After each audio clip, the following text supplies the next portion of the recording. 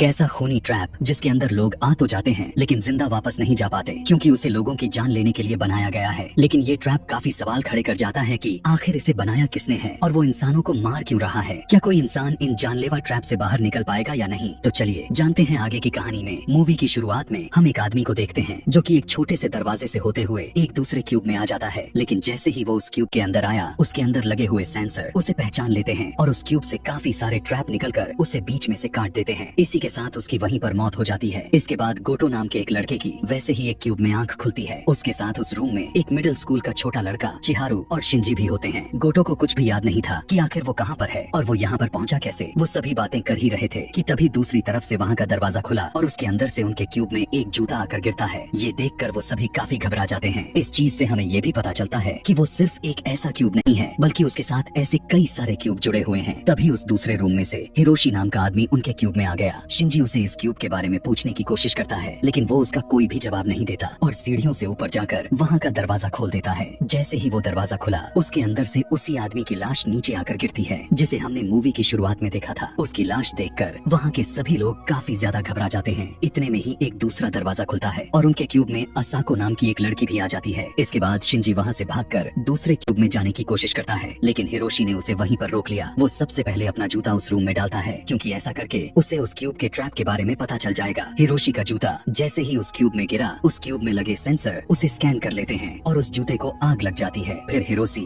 एक दूसरे क्यूब में अपना जूता डालता है, लेकिन वहाँ पर कुछ भी नहीं था। इसलिए हिरोशी के पीछे पीछे सभी उस रूम में चले जाते हैं। वहाँ पर जाते ही असाको उन सब से उनका नाम पूछने लगती है। बाकी सब उसे अपना नाम बता देते हैं, लेकिन हिरोशी उसे अपना नाम बताने में इंटरेस्टिंग तो नहीं था, लेकिन फिर भी वो उसे अपना नाम बता देता है। तभी शिंजी चिल्लाने लगता है, क्योंकि उसे लग रहा था कि शायद ये कोई टीवी शो चल रहा है, लेकिन हिरोशी उसे शांत रहने के लिए कहता है। इसके बाद वो फिर से एक दूसरे क्यूब का दरवाजा खोलकर उसमें अपना जूता डालता है, लेकिन वहाँ पर कोई भी ट्रैप नहीं होता। इसलिए सभी उसके अंदर चले जाते हैं और ऐसे ही करते करते वो काफी सारे क्यूब को अपने जूते की मदद से पार कर लेते हैं। जैसे ही हिरोशी एक और क्यूब में अपना जूता डालता है, वो देखता है कि वहाँ पर भी ट्रैप लगा हुआ था। तभी गोटो उस दरवाजे पर लिखे कुछ नंबरों को देखता है। फिर हिरोशी एक दूसरे क्यूब में अपना जूता डालकर देखता है और वो क्यूब बिल्कुल सेफ था। इसलिए सभी लोग एक एक करके उसके अंदर आ गए। यहाँ पर आने के बाद गोटो एक दूसरे दरवाजे को खोलता है जहाँ एक बूढ़ा आदमी बैठा हुआ था। उसे देखकर सभी उस क्यूब में चले जाते हैं। दरअसल उस आदमी का नाम एंडो है, लेकिन शिंजी उसे बताता है कि ऐसा कुछ नहीं है, हम तो खुद ही इस भूलभुलैया में फंसे हुए हैं। ये सुनकर एंडो काफी परेशान हो गया। फिर हिरोशी ऊपर वाले क्यूब को चेक करता है, वो भी बिल्कुल सेफ था। इसलिए गोटो भी उसके पीछे पीछे उसके अंदर चला जाता है और वो दोनों अपनी शर्ट की रस्सी बनाकर बाकी के सभी लोगों को भी अंदर ले आते हैं। इसके बाद गोटो क्यूब चेक करने का फैसला करता है। जैसे ही उसने एक दूसरे क्यूब में अपने जूते को फेंका, वहाँ पर कोई भी ट्रैप नहीं था। इसलिए उसके पीछे वहाँ पर भी सभी लोग आ जाते हैं। लेकिन कुछ ही देर में वहाँ की लाइट बंद हो गई और ऊपर से तेज घूम रही बहुत सारी ब्लेड उनकी तरफ आने लगती है।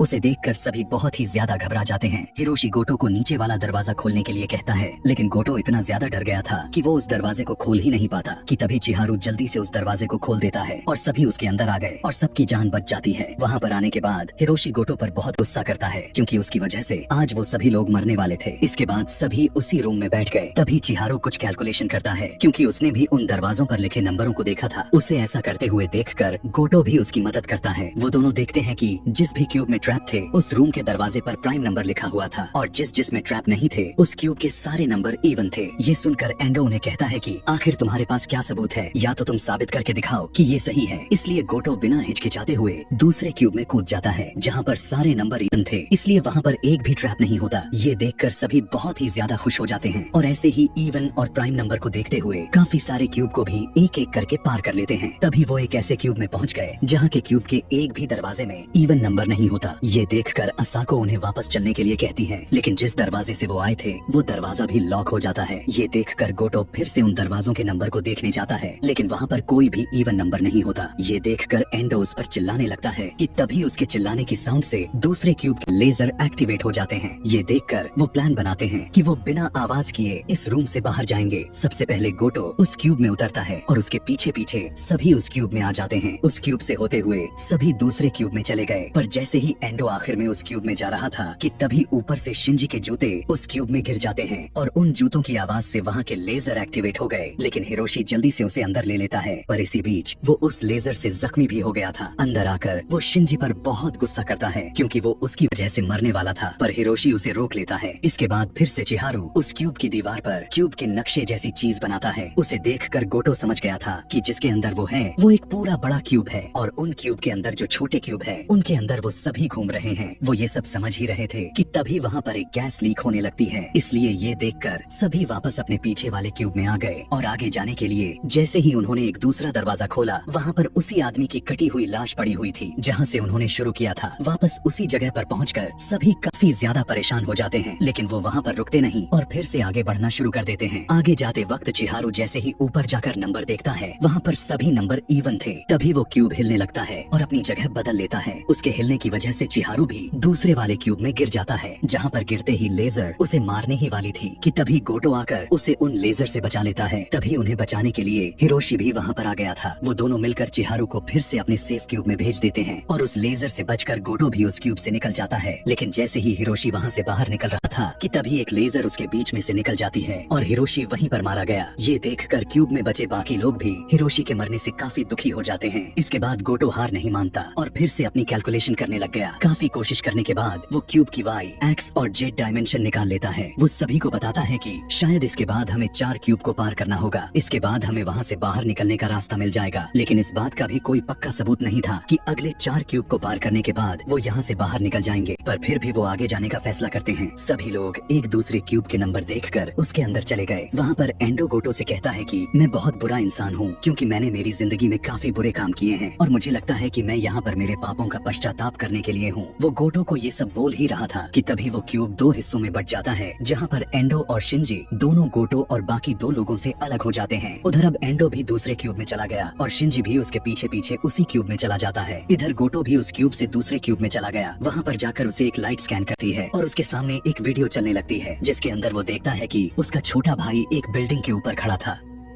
और कूदने ही वाला था कि तभी वहाँ पर गोटो भी आ जाता है। वो उसे काफी रोकने की कोशिश करता है, लेकिन उसका छोटा भाई अपनी जिंदगी से इतना ज्यादा तंग आ गया था कि वो गोटो के रोकने के बावजूद भी उस बिल्डिंग से कूद गया। ये देखकर गोटो उस क्यूब में बहुत ही जोर जोर से चिल्लाने लगता है क्योंकि ये उसकी जिंदगी की सबसे बुरी याद थी और वो इसे फिर से कभी भी देखना नहीं चाहता था। उसे ऐसा करते हुए देखकर चिहारू भी काफी ज्यादा घबरा जाता है। उधर फिर से हम एंडो और शिंजी को देखते हैं। दूसरे क्यूब में जाते वक्त उन दोनों में फिर से बहस हो जाती है। गुस्से में आकर शिंजी एंडो का मुंह उस दरवाजे के बीच में देकर बहुत मारता है, जिससे कि उसकी वहीं पर मौत हो जाती है और शिंजी अपना बदला भी ले लेता है क्योंकि वो काफी टाइम से एंडो को मारना चाहता था। इसके बाद हम फिर से गोटो को देखते हैं जो कि वहाँ से निकलने के लिए कैलकुलेशन कर रहा था। तभी उसके पास चिहारू भी आ जाता है। वो उसके पास आकर रोने लगा और उसे कहता है कि मैं जानता हूँ कि उसने खुद की जान क्यों ली थी। इतना कहने के बाद वो नीचे का दरवाजा खोलकर वहाँ कूद जाता है, लेकिन इस बार गोटो शांत नहीं रहता। वो जल्दी से चिहारू के नीचे गिरने से पहले ही उसका हाथ पकड़ लेता है और वो देखता है कि उसके हाथ पर चोट के निशान थे। गोटो उसे ऊपर ले आया। चिहारू उसके गले लगकर बहुत रोता है क्योंकि वो भी गोटो के भाई की तरह इस दुनिया से तंग आ गया था। बाहर के लोग उसे बहुत मारते थे। तभी असाको एक दरवाजा खोल देती है जो कि उस क्यूब का आखिरी दरवाजा होता है। गोटो और चिहारू दोनों वहाँ से बाहर निकलने का रास्ता देखते हैं, लेकिन वहाँ पर दूर दूर तक कोई भी रास्ता नहीं था। उस ऊंचाई को नापने के लिए गोटो अपना जूता नीचे फेंकता है जो कि पूरे 3 सेकंड में नीचे गिरता है। ये देखकर गोटो उस ऊंचाई की कैलकुलेशन करता है जो कि 50 मीटर की ऊंचाई आ रही थी, यानी कि अगर वो वहाँ से कूदे तो मारे जाएंगे। तभी वहाँ पर वो एक मूविंग क्यूब देखते हैं और साथ ही थोड़ा दूर एक बाहर जाने के लिए रास्ता भी था। वो मूविंग क्यूब बार बार उस बाहर जाने वाले रास्ते के साथ जुड़ रहा था, इसलिए वो प्लान बनाते हैं कि अब उन्हें वहाँ से बाहर निकलने के लिए 999 वाले क्यूब तक पहुँचना होगा, तभी वो उस मूविंग क्यूब तक पहुँच पाएंगे। फिर अंदर क्यूब में खड़ी असाको उन्हें बताती है कि हमारे रास्ते में 999 क्यूब आया था, यानी कि अब हमें वापस जाकर उस क्यूब को ढूंढना होगा। इसलिए सभी उस क्यूब को ढूंढने के लिए वापस जाने लगते हैं। जैसे ही वो थोड़ा आगे गए उन्हें शिंजी भी मिल जाता है। वो भी उन्हें देखकर बहुत ही ज्यादा खुश था, लेकिन एंडो उसके साथ नहीं था। ये देखकर गोटो उससे एंडो के बारे में पूछता है, जिस पर शिंजी भोला सा चेहरा बनाकर उसे कहता है कि वो तो एक क्यूब में ट्रैप होने के कारण मारा गया है। ये सुनकर गोटो काफी उदास हो जाता है, लेकिन चिहारू को शिंजी की ये बात सच नहीं लगती। इसके बाद वो दूसरे क्यूब में जाने लगते हैं। जैसे ही चिहारू क्यूब में जा रहा था वो शिंजी से पूछता है कि बताओ एंडो के साथ क्या हुआ था, जिस पर शिंजी फिर से उसे वही जवाब देता है कि वो ट्रैप की वजह से मारा गया है। इसके बाद सभी दूसरे क्यूब में पहुंच जाते हैं। वहाँ पर जाते ही चिहारू गोटो को चुपके से बताता है कि शिंजी ने ही एंडो गोटो को मारा है। ये सुनकर गोटो बहुत ही ज्यादा हैरान हो गया। इतने में ही शिंजी उन्हें बताता है कि मैं जानबूझकर तुम्हें इस क्यूब में लाया हूँ। इस क्यूब के दरवाजे पर एक प्राइम नंबर था, मैंने तो तुम्हें झूठ बोला था। ये सुनते ही गोटो और चिहारू वहाँ से बाहर निकलने की कोशिश करते हैं, लेकिन शिंजी गोटो को नीचे गिरा देता है। अब शिंजी बहुत ही ज्यादा अजीब हरकतें कर रहा था। वो गोटो को कहता है कि मैं तो मरना ही चाहता हूँ और साथ में तुम्हें भी लेकर मरूंगा। दरअसल शिंजी बिल्कुल पागल हो गया था। वो उन्हें बताता है कि उसे भी बचपन में बहुत लोग तंग करते थे, इस वजह से आज वो ऐसा हो गया है। इतना कहते ही शिंजी गोटो को मारने लगता है। ये देखकर चिहारू आकर उसे रोकने की कोशिश करता है, लेकिन शिंजी उसे दीवार पर मारता है और फिर से गोटो का गला घोटने लगा। तभी वहाँ की लाइट बदल जाती है। अब दूसरी तरफ वाला क्यूब भी उस क्यूब से हटने लगा था। ये देखकर गोटो अपनी पूरी ताकत लगाकर शिंजी से खुद को छुड़ा लेता है कि तभी वहाँ का ट्रैप एक्टिवेट हो जाता है और शिंजी वहीं पर मारा गया। दूसरे क्यूब को जाते हुए देखकर गोटो जल्दी से चिहारू को उस दरवाजे की दूसरी तरफ भेज देता है, लेकिन वो खुद वहाँ पर नहीं जा पाता क्योंकि अब उन दोनों क्यूब के बीच में काफी कम जगह बची थी। गोटो को ऐसे पीछे छोड़कर चिहारू बहुत रोता है क्योंकि उसके अलावा उसे आज तक किसी ने भी नहीं समझा था, लेकिन असाको की आंख से एक भी आंसू नहीं निकलता। इसके बाद उनका क्यूब उस बाहर जाने वाले रास्ते से जाकर लग जाता है। जैसे ही चिहारू ने दरवाजा खोला,